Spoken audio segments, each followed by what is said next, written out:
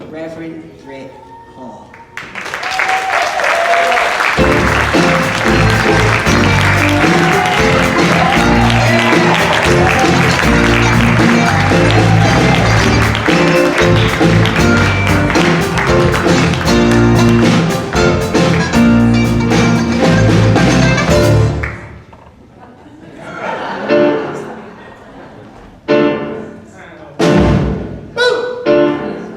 Happy Pride! That's all you got? Hallelujah! I'm coming.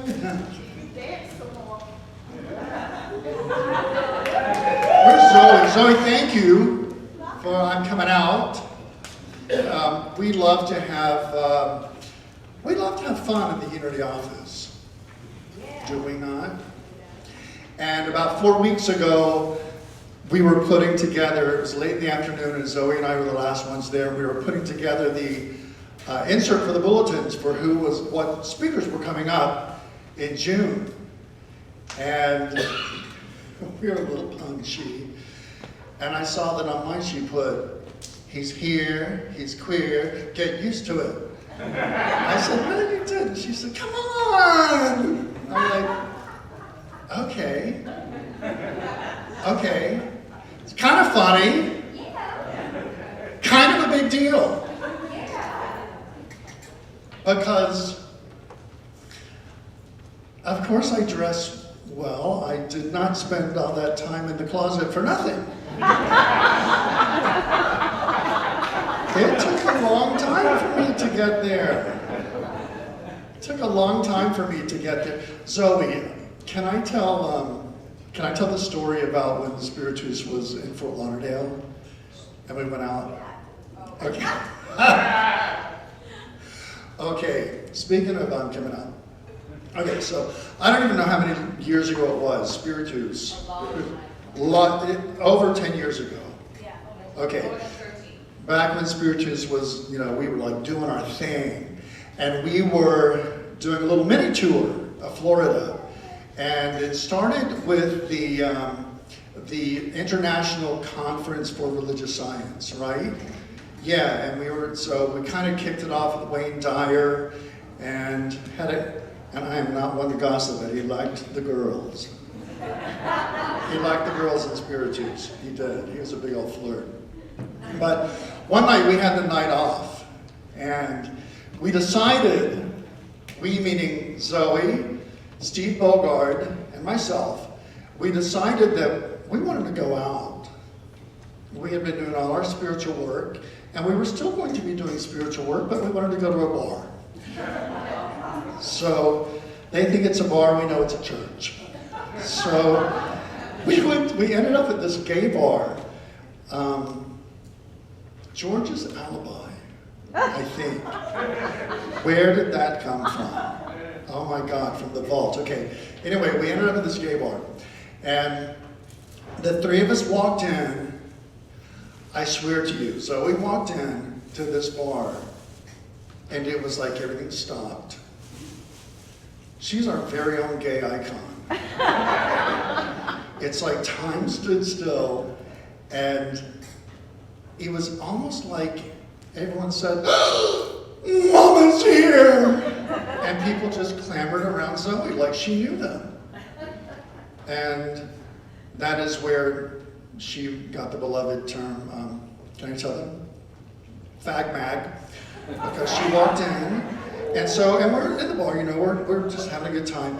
And the next thing I know, so Zoe's holding court, and Steve, who is not gay, it's very confusing because his wife's name is Kyle, and that really confuses people. And I've always told him, he's done theater at Broadway for a gazillion years. He's our honorary homo.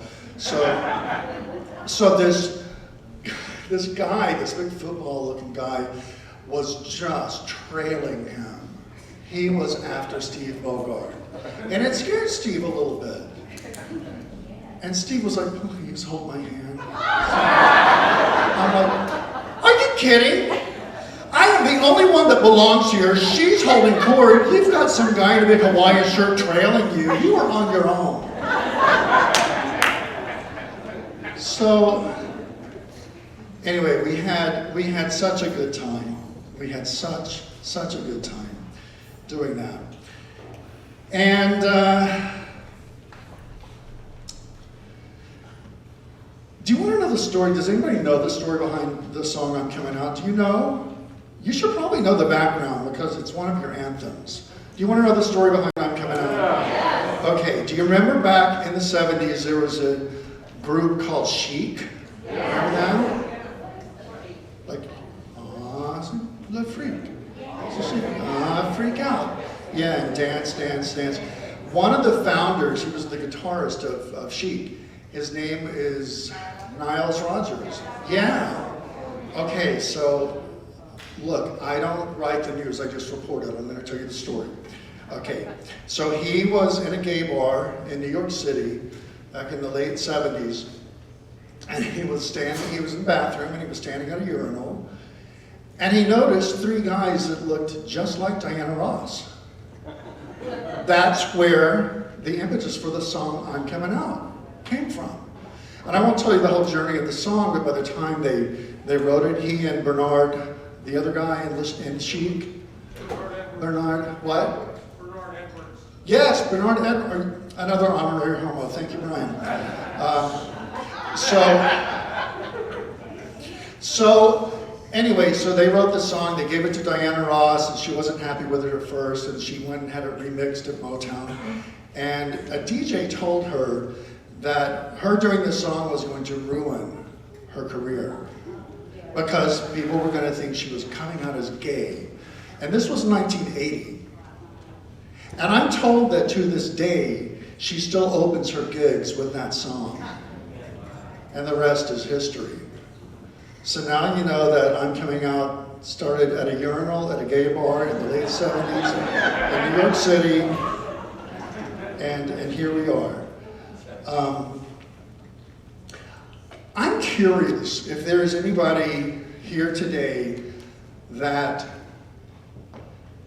has a coming out story that you would like to share, that you're willing to share. Is there anyone here today? Sure. We have a microphone. Brian, Tony. Brian, it's good to see you. It's really good to see you. We are still holding you in prayer after the lesson. Okay, wait, Tony's coming. Wait. We gotta hear you. Oh, I got a microphone. Oh, we do. Woo. So I took my mother on vacation, and we were kind of trapped in the car because we had people to see, good friends of hers and mine. And an hour into the trip, I said, Mom, I have to tell you something. Please pay attention and know that I love you first. But you named the wrong child Gay. My sister was named Gay originally. Can't write that. Gay, and she's not. And my mom's like, oh, you're whatever. She finally this year has decided to accept me, and I'm happy about that.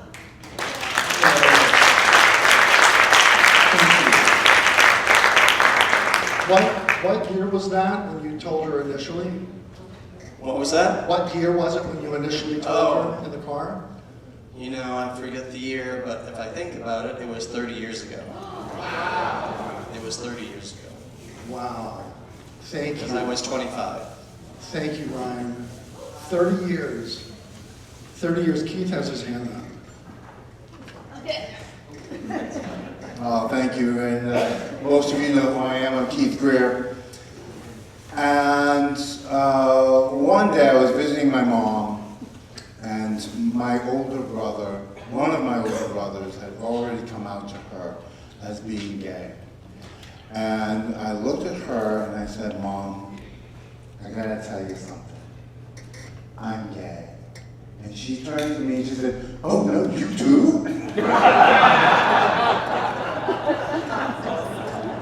And at that moment, I was so happy because I had 2 more siblings that I knew were going to have the same conversation. All 4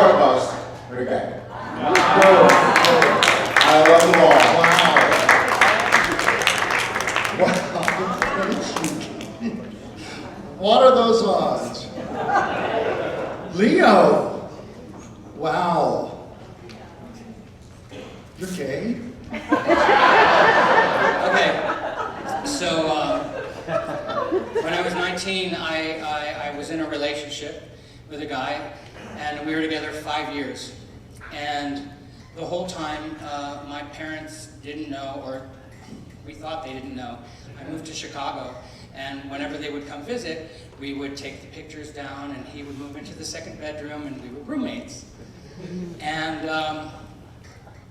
we broke up, and I went home for Christmas, and I was sitting in a chair, and it was Christmas time, and my mom was cooking, and she said, "Honey, do you miss Dan at Christmas time?"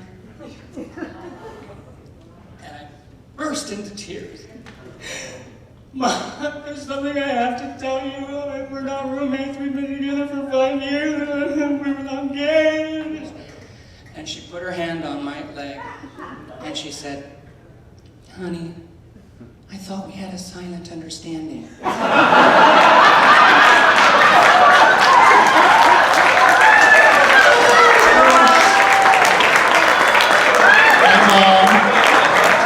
am so glad I asked this question. Thank you guys. Wow. There's a mom theme going on here. Joseph. So I had a different kind of story experience. Put your mic a little closer. I sat my mother down and I was really nervous. I was very, very scared about it because I knew all my life, mostly, that I like boys. And I sat her down and I explained to her that something's very different from my other brothers, and I wanted to tell her that I wanted to go to the prom with a boy. And she said, and I said, "But really the reason I want to talk to you is because I'm gay and this is who I am. And I've always been like this ever since I was little." And she said, "Well, I already knew that ever since you were 5 and wanted to play Barbies and be Ken's boyfriend." And she said, "Do you think I never knew that?" And I was just like, "Okay, this is fine." And so then harder things started to come out, and I told her about those things, and that it just gave me the almost the welcome that I needed. And that was my mother. Thank you. I'm realizing as you all are telling your stories, my heart's going like this. And I'm like, wow, okay, check in. I'm always checking in with my heart and going, why? Why is my heart doing this? And we clearly have a theme of mothers here. So mine didn't go so well. Because I grew up in a time, I grew up in my formative years were in the 70s. And until I've done some research, we can all Google and research stuff, but until I did some research, I didn't realize the real true timeline. And what made me think of it is that this is the 50th year of the Stonewall riots, as Chris already pointed out. And I really struggled because I was engaged twice to be married, and by that time in my life, in my early 20s, I knew enough to know that I could not put someone that I loved that deeply through what I would eventually go through. So in the mid-80s, my mid-20s, I met someone, I met a boy. And it was safe, I was out of town, I was doing a show for the month of, over the summer, and that was in 1984. And we had a secret relationship for 3 years. Now people started to kind of figure it out. It was kind of like Leo, and was his name Dan? Yeah. Eventually, I'm sure Helen Keller could see what was going on. But anyway, we were still secret about it. And My relationship ended on the day my dad died. No, not the day my dad died. It was the day of my dad's funeral. And that was July 4th, 1987.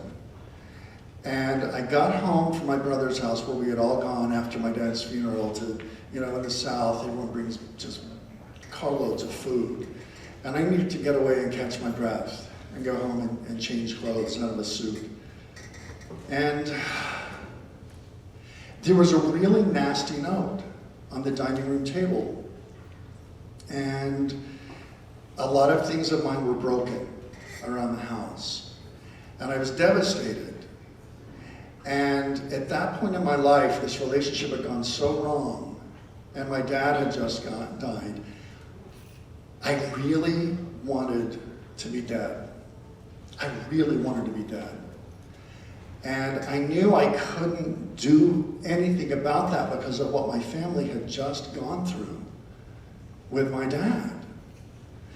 And I also, because I've always really thought, I've been a thinker and a processor, and I realized in that process of wanting to be dead that I had messed up my life so much with this secret relationship and shutting who I was out from so many people that I loved, that I just wanted to see if anybody still cared about me. And so I knew that if I killed myself, and at my funeral, if nobody was there, I'd feel even worse, even though I was dead. And then if everybody showed up, a whole bunch of people who loved me no matter what showed up, I'd be like, God, this is a no-win situation. I can't even kill myself. So I could not go any longer without telling my mother. My sister knew, we've always been very close, but I finally told my mother, and she had already remarried a Methodist minister living in Alabama. Yeah, that's a setup, isn't it? So I went to talk to them in the formal living room that they never used. And I went to talk to my mom, and she was such a mess. She said, I can't hear this, I can't hear this.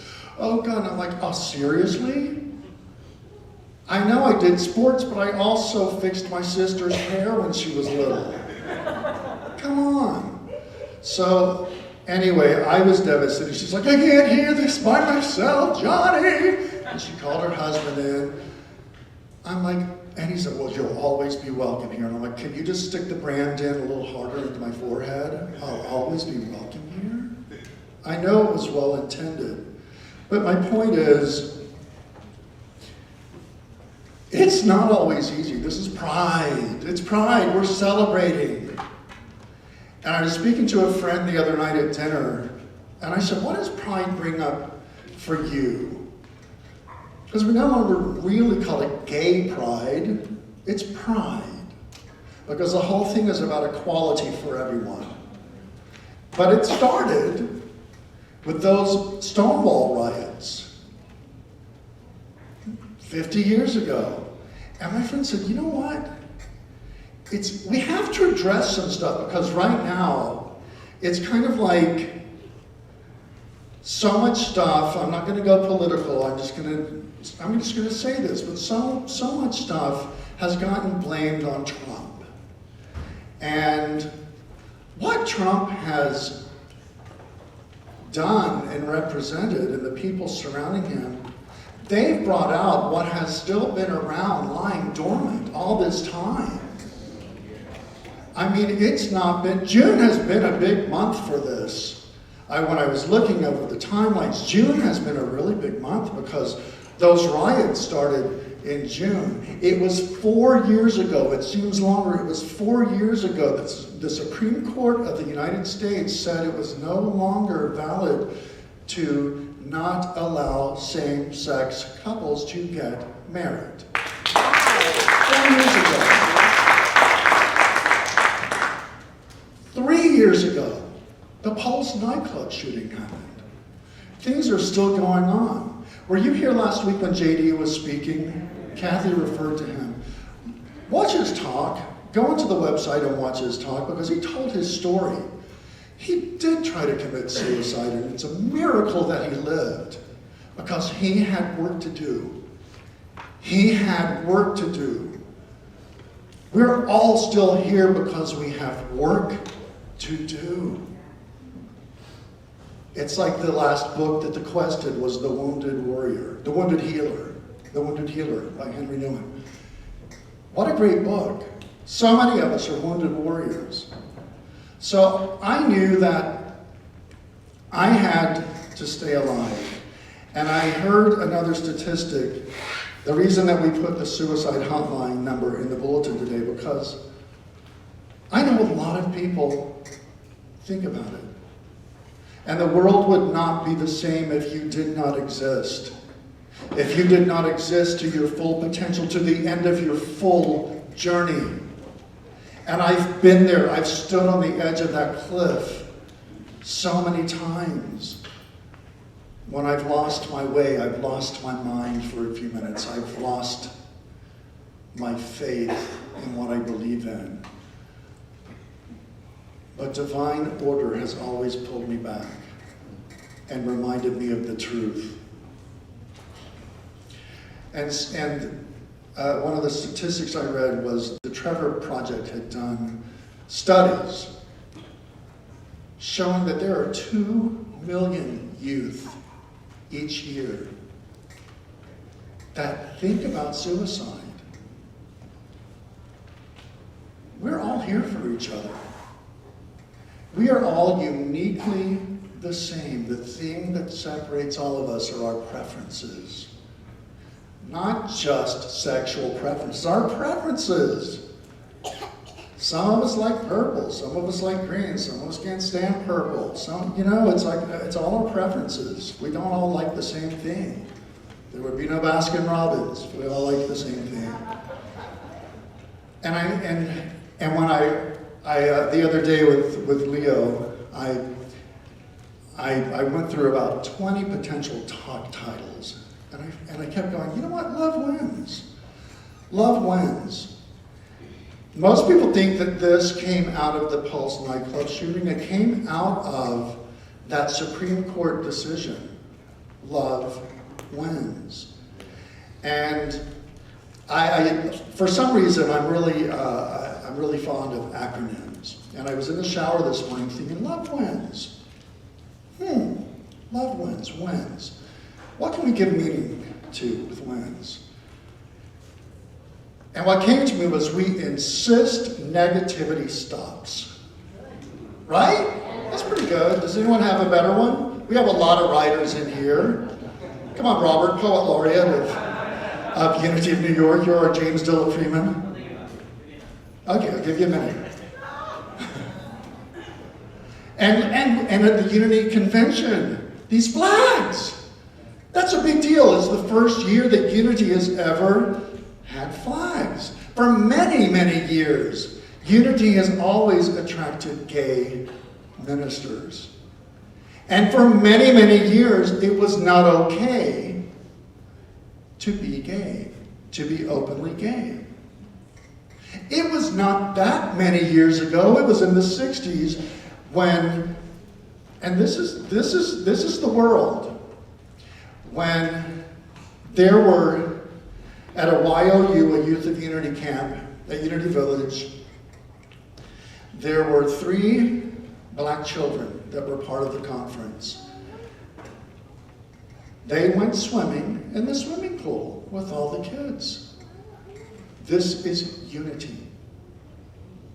They drained the pool in the 60s. And so we still have work to do. It's pride, but we still have work to do. The story behind this flag is, there was a guy, I can't think of his name, I have it written down someplace.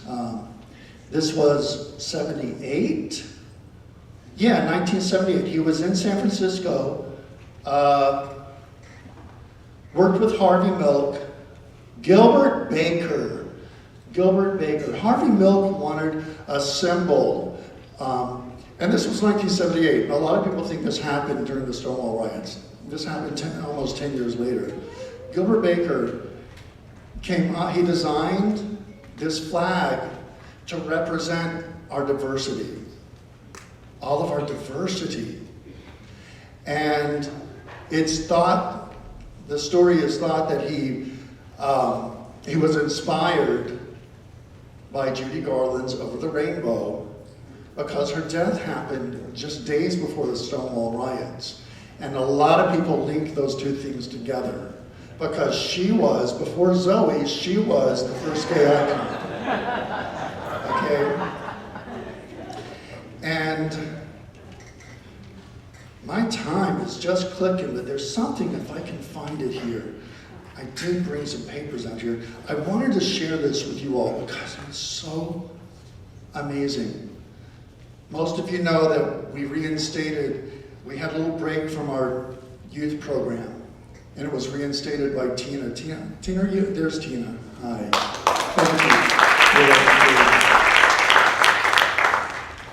Tina is absolutely amazing. And she shared an email with me weeks ago. Does anyone remember the day that the kids did these hands? They were doing the outline of their hands, and they shared them with us at the end of the service. Well, she wanted to share a conversation from that morning. And I thought back to that, and I said, Tina, can I share this on Pride Sunday? Because I think it's very appropriate.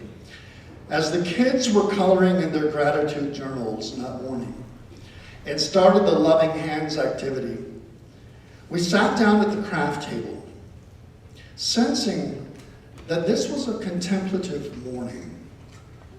A child who was engaged in coloring with a yellow marker asked, Tina, what color is God?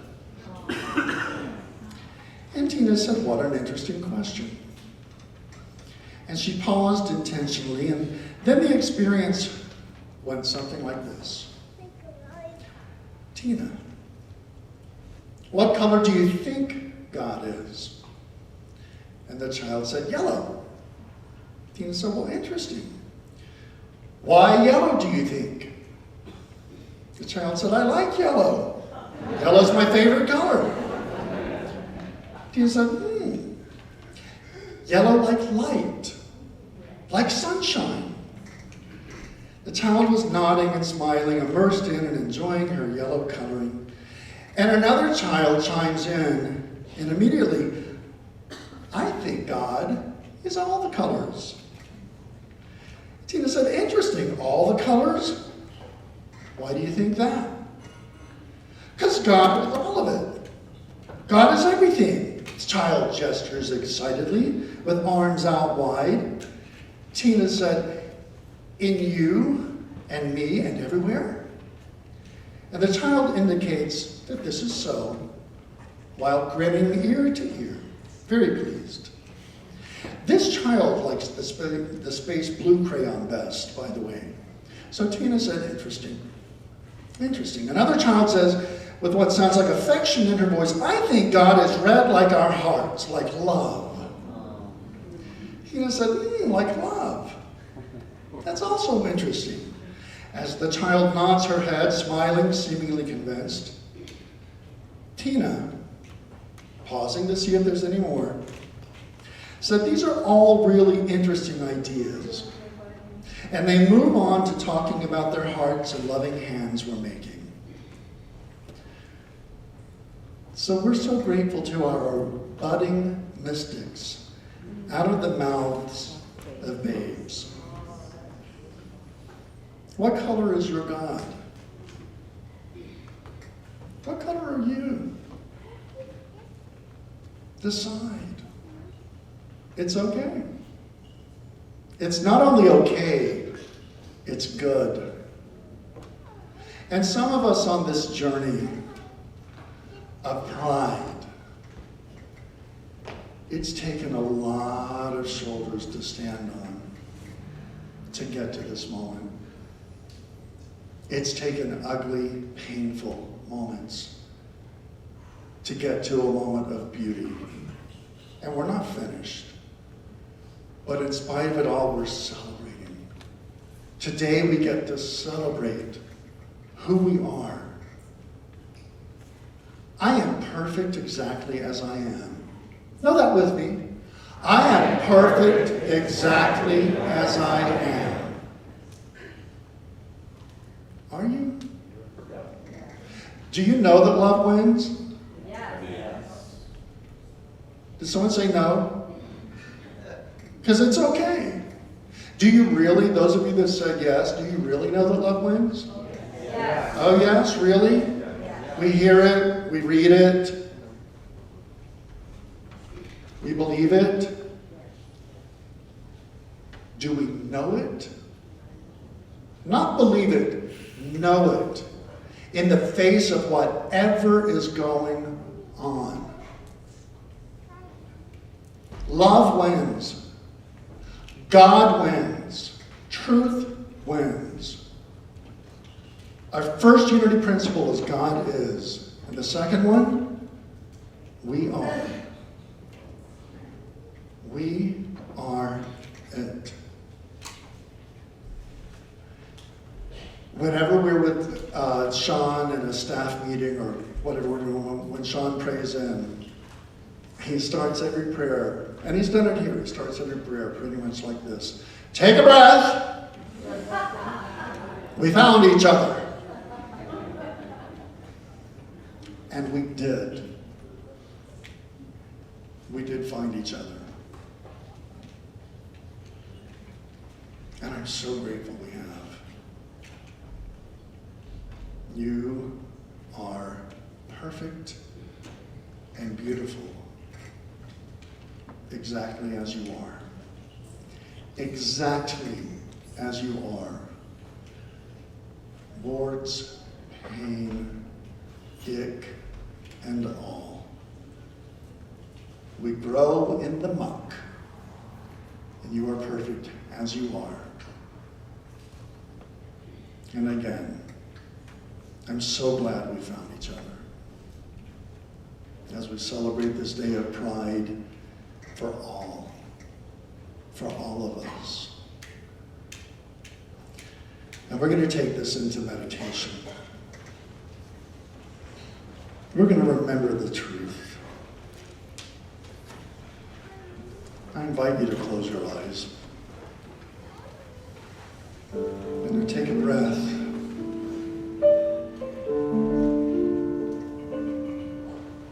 And just allow the seat to hold you up. And with each breath, just let your shoulders drop.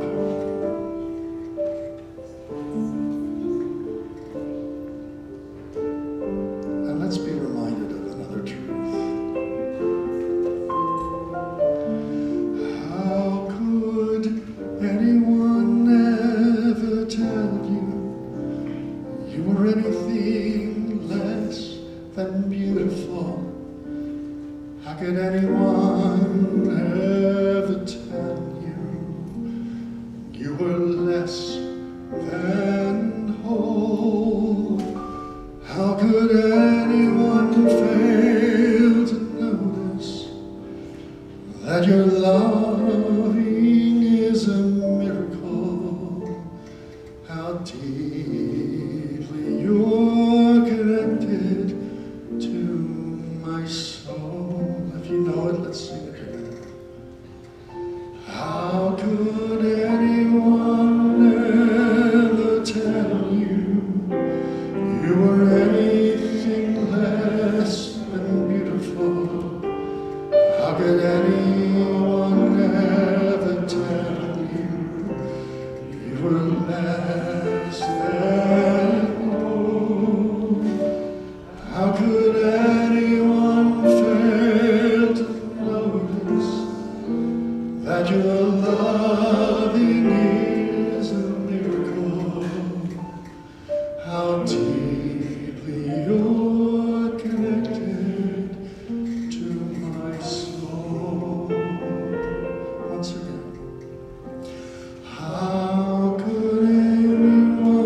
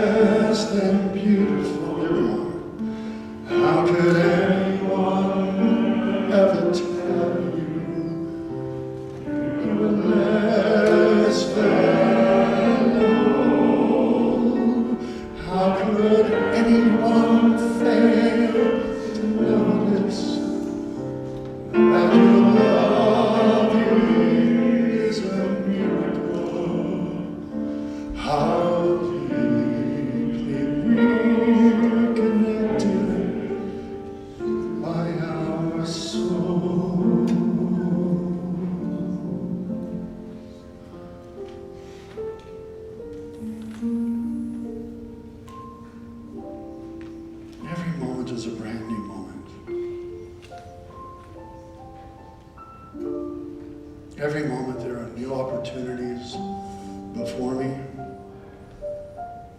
and I have an opportunity to begin again.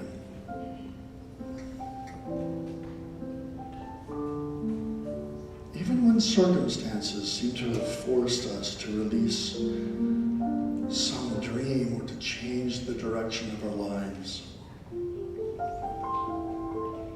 we need not feel that all is lost or we should give up, because it's never too late. Never too late to begin again, to grasp new circumstances, to turn to new endeavors, instead of thinking about what might have been.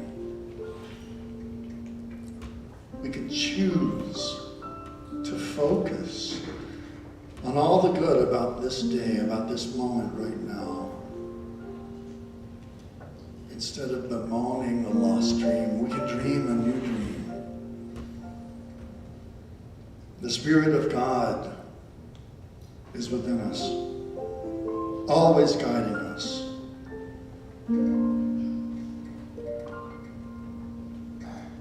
We are strengthened in mind, in body, in spirit, and we welcome new ideas, new ways, new opportunities when we begin again.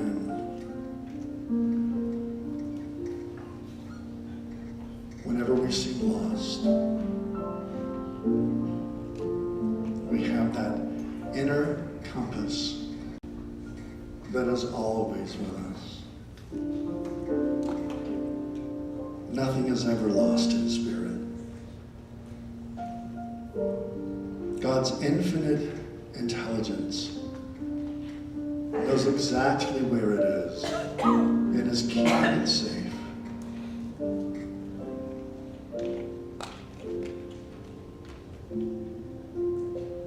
Nothing I treasure is ever lost in God. And most important, I know the truth is I am never lost in God. I am God's treasure. No matter how far from God I may feel at times, God, Spirit, love, truth, the all knows where I am and is always here with me and within me. We are loved with an everlasting love.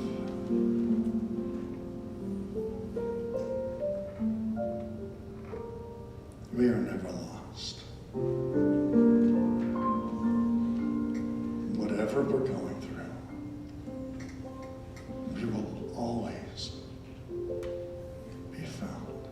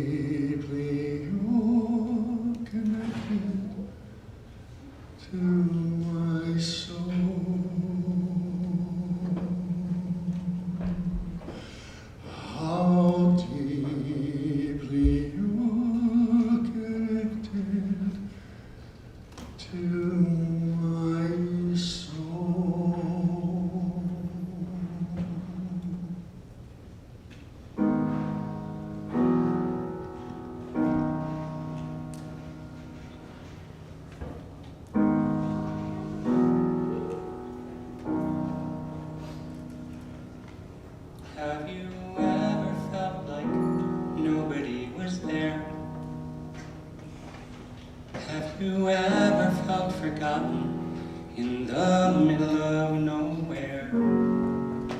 Have you ever felt like you could disappear? Like you could fall, no one would hear.